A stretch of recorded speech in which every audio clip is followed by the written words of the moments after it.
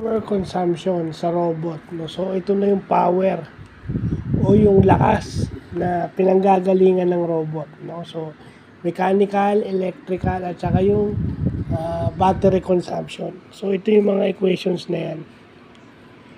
So makikita nyo yung sa robot, parang doon mo rin nakukuha yung yung common sa physics, yung product ng voltage at saka current, di ba? Yun.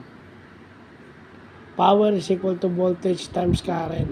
Yung I is current, di ba?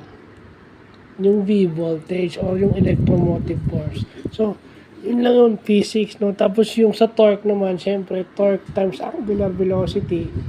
Then yung RPM, i-convert mo sa radian per second, i-multiply mo RPM sa 2 pi over 60, which is 0.104.